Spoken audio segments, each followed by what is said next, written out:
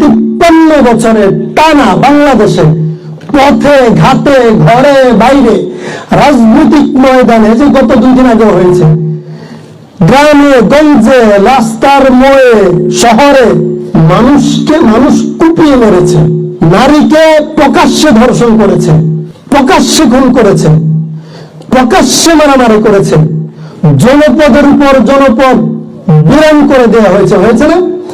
এসব কিছু হয়ে মানুষের জীবন ধ্বংস হয়েছে। এটা কারো কাছে আতঙ্কের না। মেসেজটা খেয়াল করেন, এটা কারো কাছে আতঙ্কের না। কাউকে ধর্ষণ করা আতঙ্কের না, এবং কাউকে হত্যা করা আতঙ্কের না। হাজারো আলেম ওলামাকে ঘুমন্ত অবস্থায় ব্রাস্টার করে মেরে ফেলা আতঙ্কের না।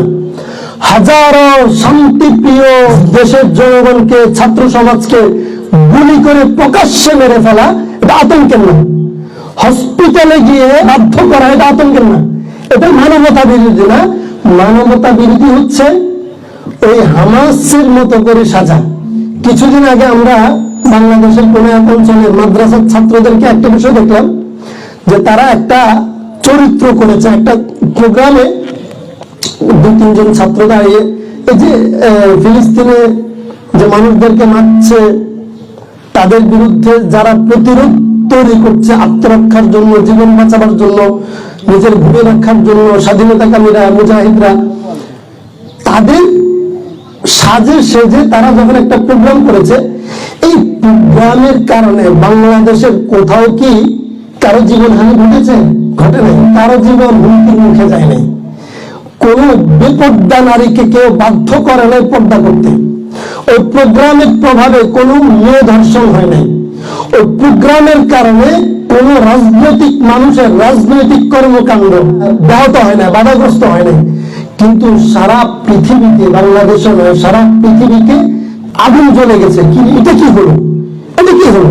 বাংলাদেশের জঙ্গির উত্থান নাকি? অথচ একই সময় এবং গত 53 বছরের টানা বাংলাদেশে পথে ঘাটে ঘরে বাইরে রাজনৈতিক ময়দানে, যে গত 2 দিন আগে হয়েছে, গ্রামে গঞ্জে রাস্তার মোড়ে শহরে মানুষকে মানুষ কুপিয়ে মেরেছে, নারীকে প্রকাশ্যে ধর্ষণ করেছে, প্রকাশ্যে খুন করেছে, প্রকাশ্যে মারামারি করেছে, জনপদের উপর জনপদ বিরান করে দেওয়া হয়েছে, হয়েছে না? এসব কিছু হয়ে মানুষের জীবন ধ্বংস হয়েছে। এটা কারো কাছে আতঙ্কের না। মেসেজটা খেয়াল করেন, এটা কারো কাছে আতঙ্কের না। কাউকে ধর্ষণ করা আতঙ্কের না, এবং কাউকে হত্যা করা আতঙ্কের না। হাজারো আলেম ওলামাকে ঘুমন্ত অবস্থায় ব্রাস্টার করে মেরে ফেলা আতঙ্কের না। হাজারো শান্তিপ্রিয় দেশের জনগণকে, ছাত্র সমাজকে গুলি করে প্রকাশ্যে মেরে ফেলা এটা আতঙ্কের না। হসপিটালে গিয়ে বাধ্য করা এটা আতঙ্কের না। এটা মানবতা বিরোধী না। মানবতা বিরোধী হচ্ছে ওই হামাসের মতো করে সাজা। চিন্তা করছেন, ওই সাজের কারণে তো ক্ষতি হয় নাই। অথচ দেখেন, যারা ইসলামের কথা বলে তারা কখনো দাড়ি নাই, টুপি নাই, বোরখা পরে নাই, এই জন্য কারো চাকরি কেউ নেয় নাই।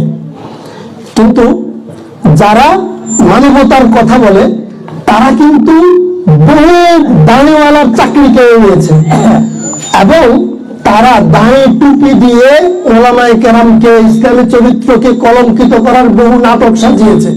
কিন্তু যারা হামাসের মতো সেজেছে তারা কখনো দাড়ি নাই, টুপি নাই, শার্ট প্যান্ট পরিয়ে কাউকে কটাক্ষ করে ছোট করার জন্য কোন চরিত্র সাজায় নাই। এই যে বিষয়টা, ওয়ালাউ কারিহাল মুশরিকুন ওয়ালাউ কারিহাল কাফিরুন লিইয়ুযহিরাহু আলাদ-দীন কুল্লিহি পথে এরা সব সময় বাধা দিবে, এবং এরা এই কাজটাকে কখনো পছন্দ করবে না, চাইবে না। এই জায়গায় আমাদেরকে মিশন নিয়ে আগাতে হবে। এই কাজের জন্য আমাদের এখানে আসা, এই কাজের জন্য আমাদের দিন চর্চা করা, আমাদের ইলম চর্চা করা, কোরআন সুন্নাহ নিয়ে কাজ করা। আসসালামু আলাইকুম ওয়া রাহমাতুল্লাহি ওয়া বারাকাতুহু।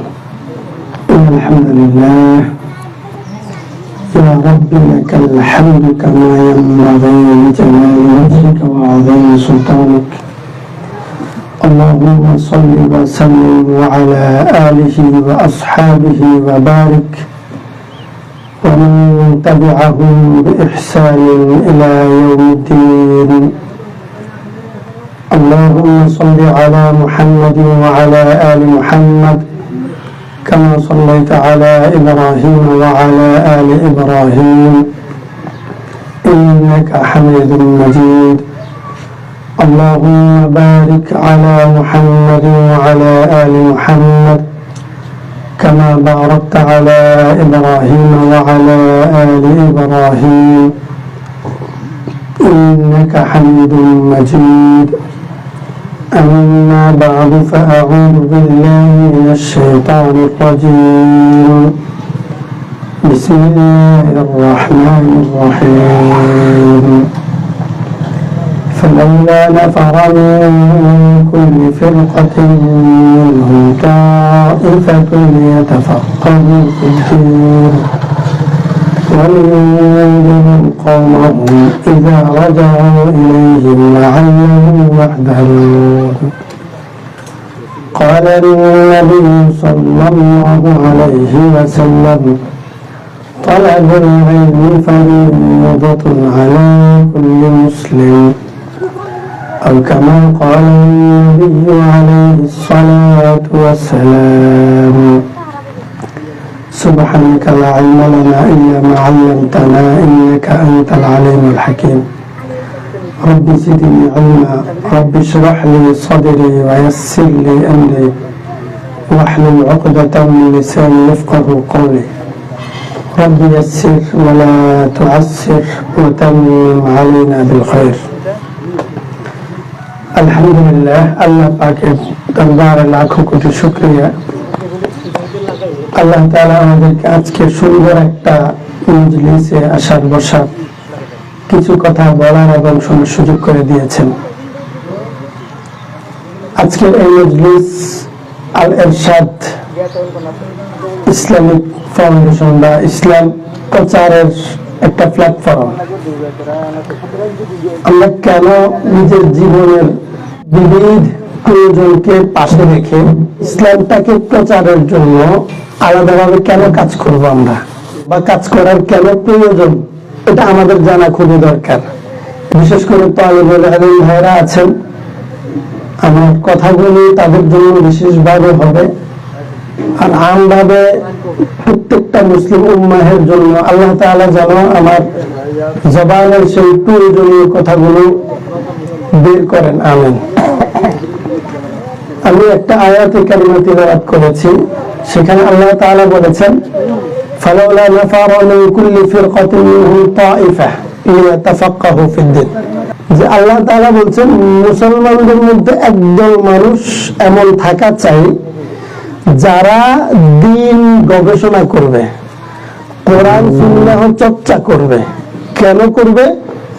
ওয়ালিনযিরু কওমাহুম ইযা রাজাউ ইলাইহিম, যখন তারা উম্মাহের কাছে যাবে, গবেষণাগার থেকে যখন তারা উম্মাহের কাছে যাবে, তারা যখন তালিমগাহ থেকে উম্মাহর কাছে যাবে, খানকা থেকে যখন তারা বের হবে, অথবা যখন তাদের সাথে উম্মাহের সাথে সাক্ষাৎ হবে, তারা ওই মানুষদেরকে সতর্ক করবে ভুল থেকে, গুনাহ থেকে। আল্লাহ তাআলার পক্ষ থেকে যে দায়িত্বটা তারা প্রাপ্ত হয়েছে, সেই দায়িত্বের ব্যত্যয় ঘটে কিনা তাদের দ্বারা, এই বিষয় থেকে সতর্ক করবে। এটা আল্লাহ তাআলা আমাদের জন্য খাস ভাবে বলেছেন যে এক শ্রেণীর মানুষ থাকবে এরকম, যারা এই কাজের মধ্যে নিয়োজিত থাকবে। তো কেন, আমাদের পরিচয় কি, আসলে এটা বুঝার জন্য আমরা কেন এসেছি এখানে সেটা আমাদের জানা খুবই দরকার। আমাদের অস্তিত্বের বাস্তবতা আমাদের জানা দরকার, এবং আমাদের জন্য যে কোনো একটা মিশন দেয়া হয়েছে সেই মিশনটা সম্পর্কে আমাদের জানা দরকার। আমাদের পরিচয় আমাদের জানা দরকার।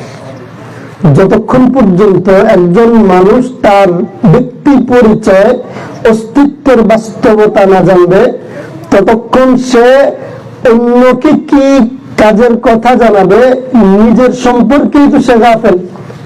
সে তো নিজেকেই চিনবে না, নিজেকেই জানবে না, নিজের মূল্য কতটুকু, নিজের দাম কতটুকু নিজে বুঝতে পারবে না।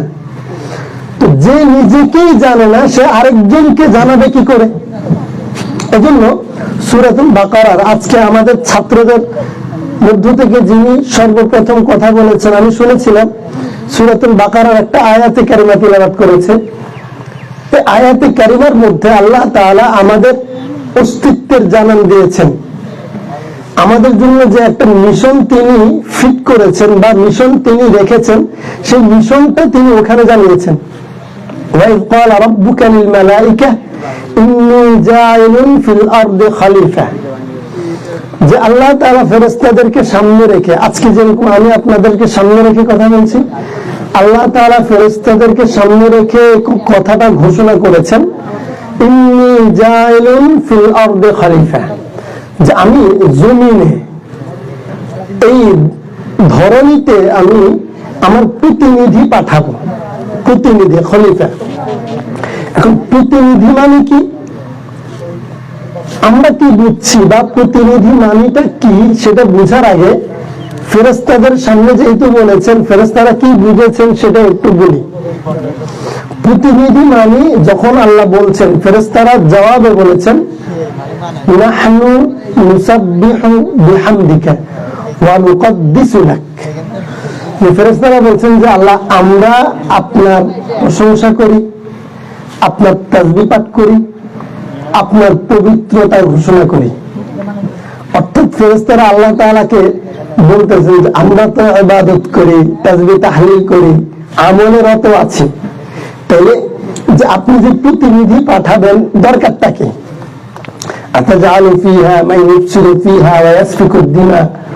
ফেরেশতাদের আশঙ্কা, যেহেতু আগে জিন জাতির তারা পৃথিবীতে অবস্থানের চিত্রটা তারা জানেন, যে ওরা মারামারি কাটাকাটিতে লিপ্ত ছিল, এজন্য তারা আশঙ্কা করছিলেন যদি আবার এই ধরনীতে এরকম কাউকে পাঠানো হয়, তারা নিজেরা মারামারি কাটাকাটিতে লিপ্ত থাকবে। উত্তরে আমরা নিজেরা তো তাসবিহ পড়ছি, নিজেরা আমল ইবাদত করছি, আপনার গুণগান গাইছি, তাই কেন আবার এমন আরেকটা জাতি দরকার? যে এই পয়েন্টটা একটু খেয়াল করবেন, কেন দরকার? তো এই জবাবটা কি আসলে? ফেরেশতারা বুঝছে যে প্রতিনিধিত্ব মানে শুধু মালিকের সাথে নিজের যোগাযোগ রক্ষা করা, নিজের ব্যক্তি এবং মালিক অর্থাৎ রব, এই দুইজনের সম্পর্ক শুধু গোলাম, মালিকের প্রশংসা করা, মালিকের তাবেদারি করা, শুধু এটাকে প্রতিনিধি ভেবেছিলেন তারা।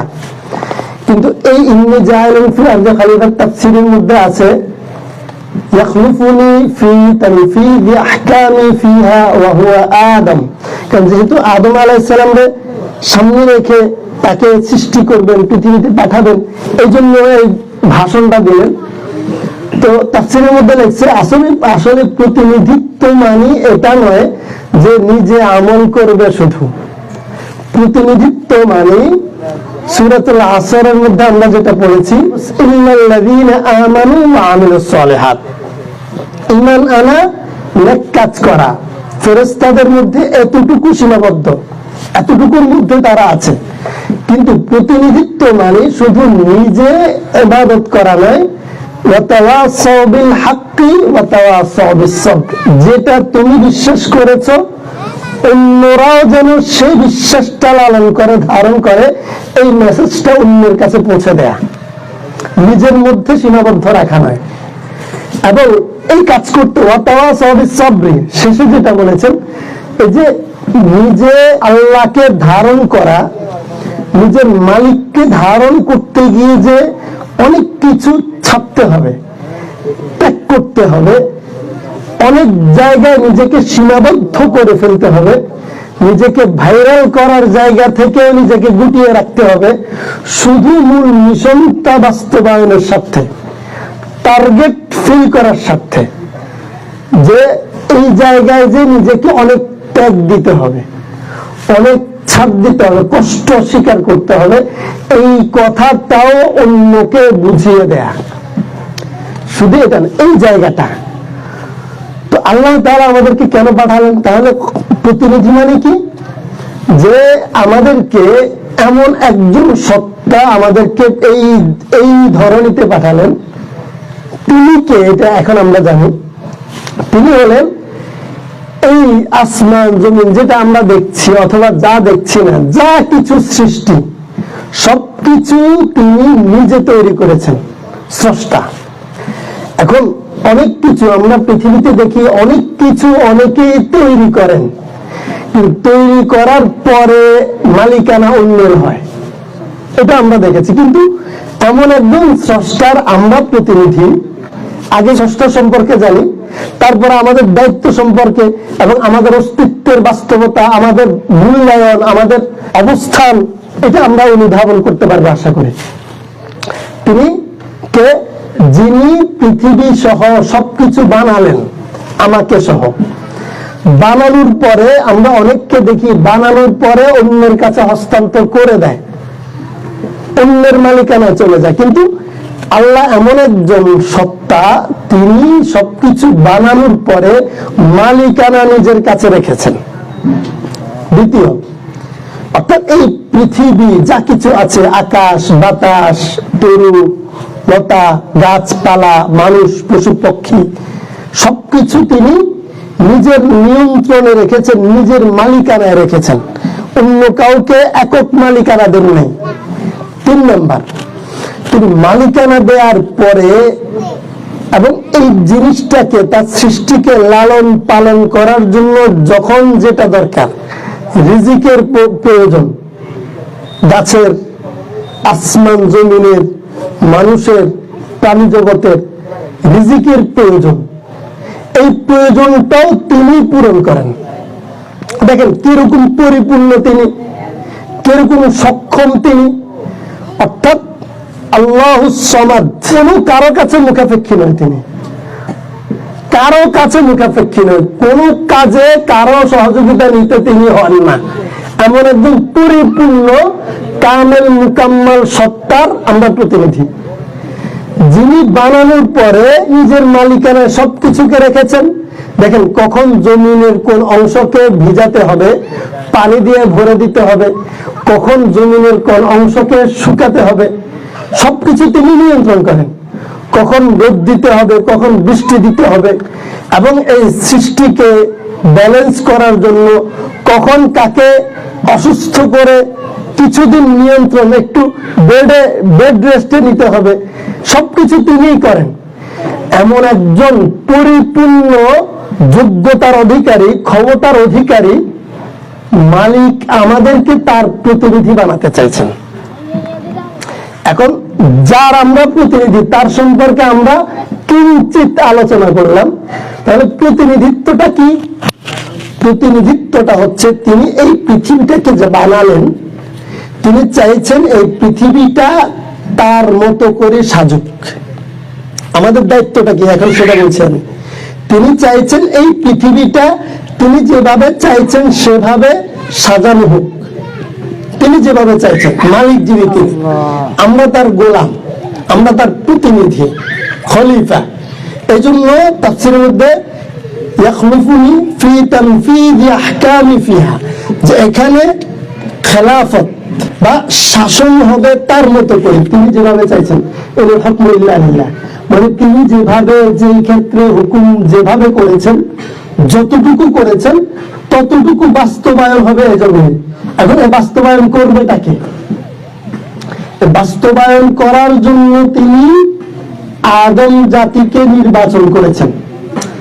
এই জন্য নবী করিম সাল্লাল্লাহু আলাইহি ওয়াসাল্লাম আদম জাতিকে এতটুকু শিখালেন যে তুমি যদি কোথাও পেশাব করতে বসো, তুমি এটা খেয়াল করবে যে তোমার যেই জমিনের পেশাবটা পড়বে সেখানে কোনো গর্ত আছে কিনা, এই গর্তের মধ্যে কোনো পিঁপড়া অথবা কোনো পোকা থাকে কিনা, বসবাস করে কিনা।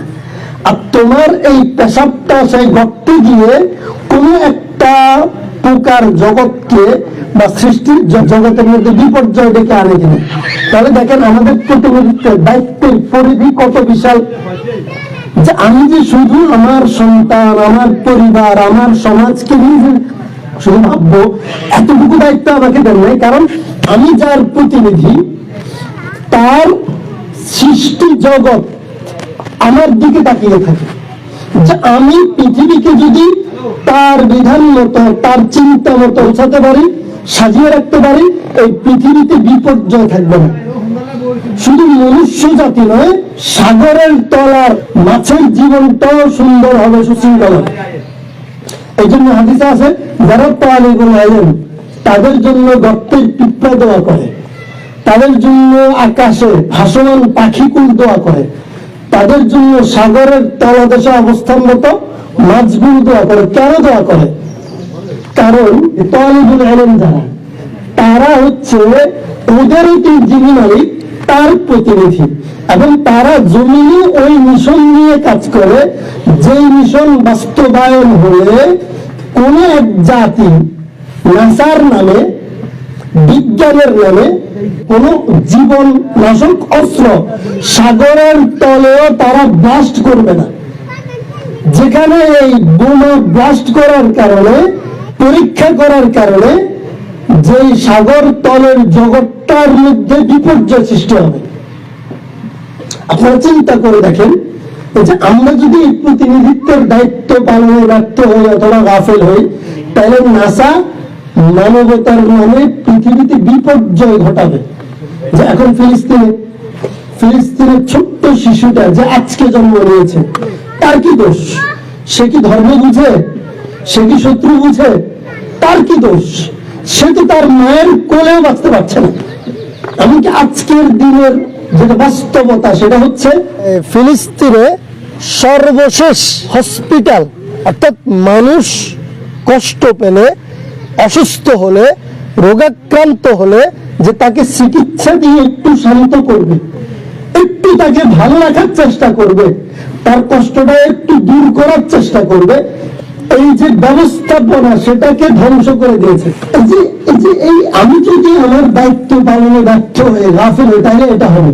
তাহলে আজকে ফিলিস্তিনে মানুষ মারার সকল ব্যবস্থা পাকা পুক্ত এবং সকল ব্যবস্থা সচল, কিন্তু কোন একজন মানুষ কষ্ট পেলে, অসুস্থ হলে, বিপদগ্রস্ত হলে, রক্ত ঝরলে তাকে একটু চিকিৎসা দিবে, একটু পট্টি বাঁধবে, ব্যবস্থা নেই।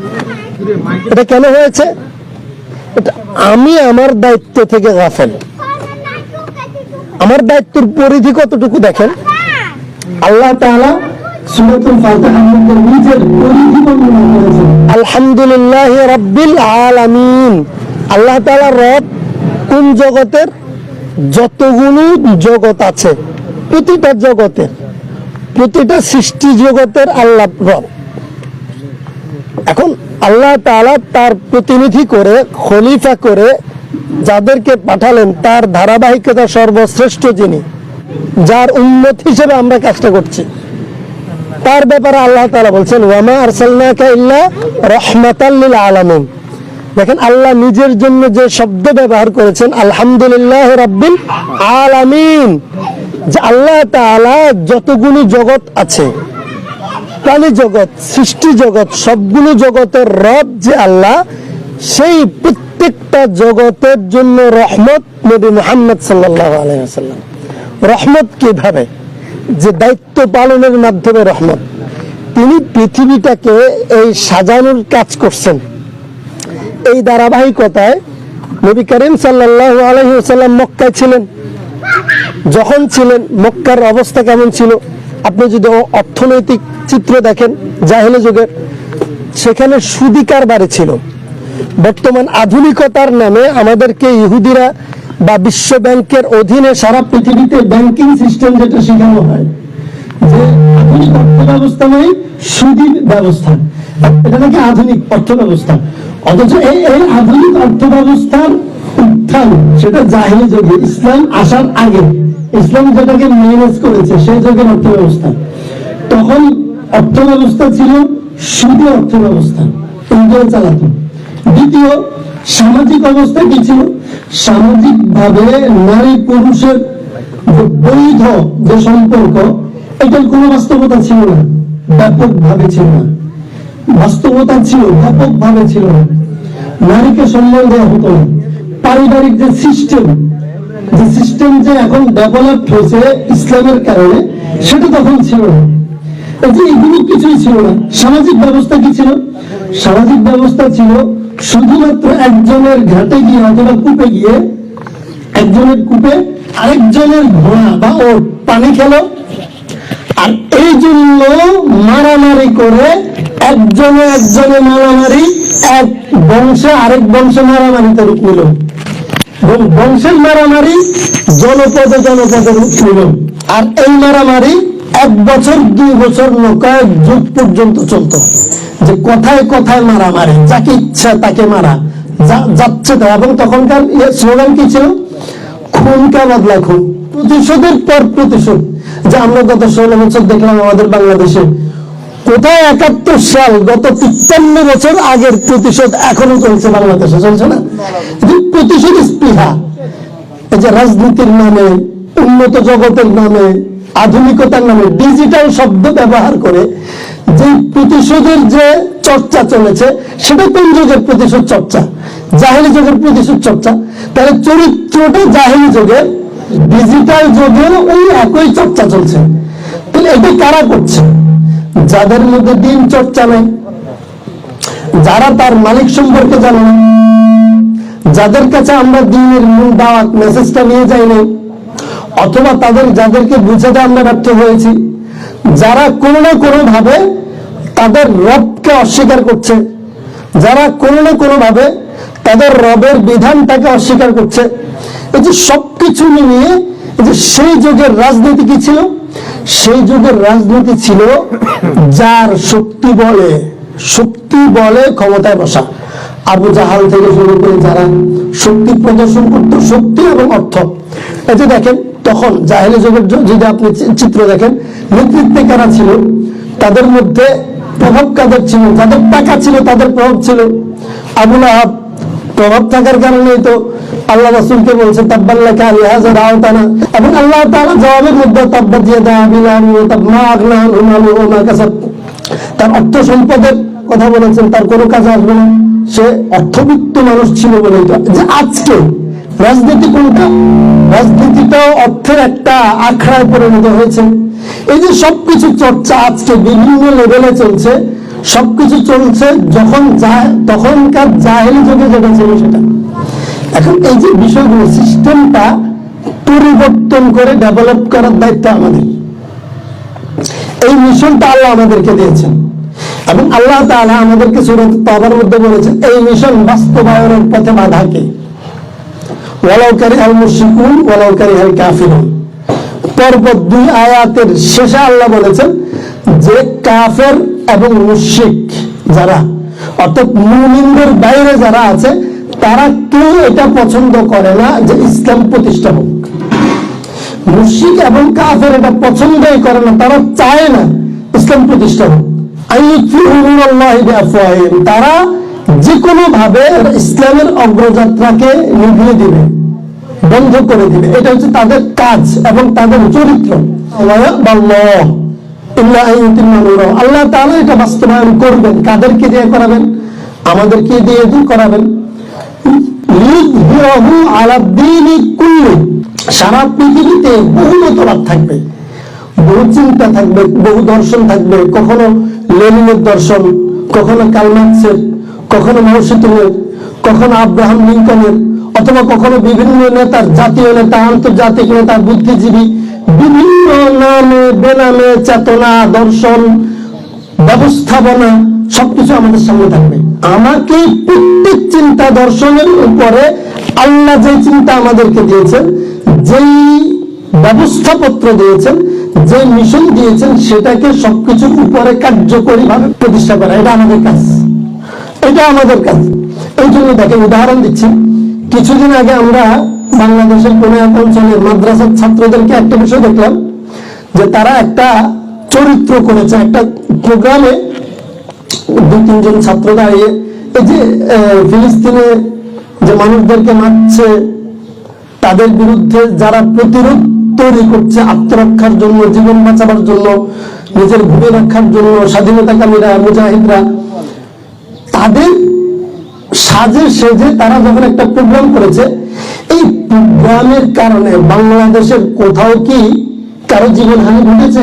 ঘটে নাই, কারো জীবন হুমকির মুখে যায় নাই। কোন বেপর্দা নারীকে কেউ বাধ্য করে নাই পর্দা করতে। ওই প্রোগ্রামের প্রভাবে কোনো মেয়ে ধর্ষণ হয় নাই। ওই প্রোগ্রামের কারণে কোন রাজনৈতিক মানুষের রাজনৈতিক কর্মকাণ্ড ব্যাহত হয় না, বাধাগ্রস্ত হয় নাই। কিন্তু সারা পৃথিবীতে, বাংলাদেশে নয়, সারা পৃথিবীকে আগুন জ্বলে গেছে। এটা কি হলো? এটা কি হলো?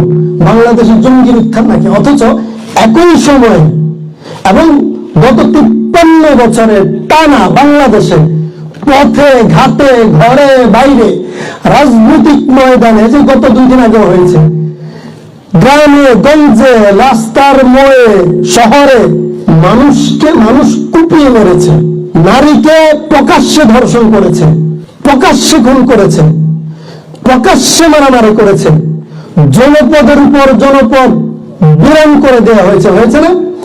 এসব কিছু হয়ে মানুষের জীবন ধ্বংস হয়েছে। এটা কারো কাছে আতঙ্কের না। মেসেজটা খেয়াল করেন, এটা কারো কাছে আতঙ্কের না। কাউকে ধর্ষণ করা আতঙ্কের না এবং কাউকে হত্যা করা আতঙ্কের না। হাজারো আলেম ওলামাকে ঘুমন্ত অবস্থায় ব্রাশ টায়ার করে মেরে ফেলা আতঙ্কের না। হাজারো শান্তিপ্রিয় দেশের জনগণকে, ছাত্র সমাজকে গুলি করে প্রকাশ্যে মেরে ফেলা এটা আতঙ্কের না। হসপিটালে গিয়ে বাধ্য করা এটা আতঙ্কের না। এটা মানবতা বিরোধী না। মানবতা বিরোধী হচ্ছে ওই হামাসের মতো করে সাজা। চিন্তা করছেন, ওই সাজের কারণে তো ক্ষতি হয় নাই। অথচ দেখেন, যারা ইসলামের কথা বলে তারা কখনো দাড়ি নাই, টুপি নাই, বোরখা পরে নাই, এই জন্য কারো চাকরি কেড়ে নেয় নাই।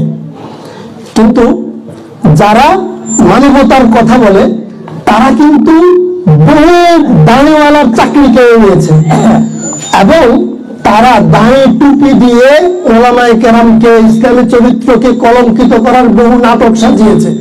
কিন্তু যারা হামাসের মতো সেজেছে তারা কখনো দাড়ি নাই, টুপি নাই, শার্ট প্যান্ট পরিয়ে কাউকে কটাক্ষ করে ছোট করার জন্য কোন চরিত্র সাজায় নাই।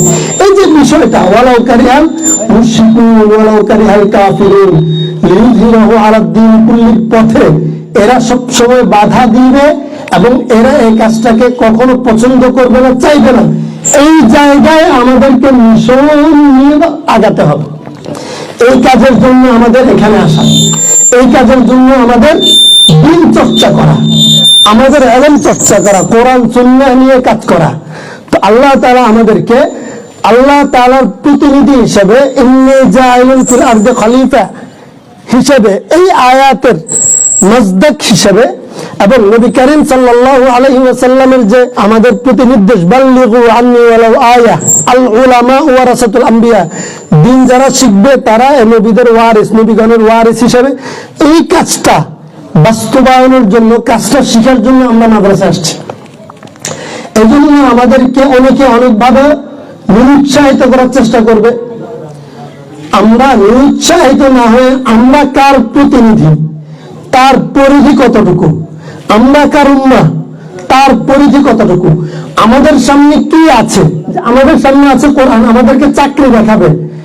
আল্লাহ রাসূল সাল্লাল্লাহু আলাইহি ওয়াসাল্লাম বলেছেন, আল গিনা গিনান নাফস, প্রকৃত ধনীকে, আত্মার ধনী সে হচ্ছে প্রকৃত ধনী। আত্মার ধনীকে আল কোরআনুল গিনান, কোরআনটা হচ্ছে মূল ধন। কোরআনের চেয়ে বড় ধন কিছু নেই। কোরআন যার কলিজায় আছে, কোরআন যার হাতে আছে, কোরআন যার সামনে আছে, কোরআনের ইলম যার সিনে আছে, সে হচ্ছে প্রকৃত ধনী। তাকে আমরা জীবনের সর্বক্ষেত্রে মূল্যায়ন করব ইনশাআল্লাহ। আমি মূল্যায়িত হব এই জায়গায়, কোরআনের সাথে, কোরআনের দাবিতে, কোরআনের মানদণ্ডে। তাইলে আল্লাহ তাআলা আমাদেরকে কামিয়াব করবেন ইনশাআল্লাহ তাআলা। আমরা জীবনের শেষ নিঃশ্বাস পর্যন্ত আল্লাহর দিন বাস্তবায়নের কাজে আমরা চেষ্টা করব। আল্লাহ আমাদেরকে কবুল করুন, এই প্রতিষ্ঠানকে কবুল করুন, এই তালিবুল ইলমদেরকে আল্লাহ তাআলা কবুল করুন। আমিন। ওয়া আখিরু দাওয়ানা আলহামদুলিল্লাহি রাব্বিল আলামিন। আসসালামু আলাইকুম ওয়া রাহমাতুল্লাহ।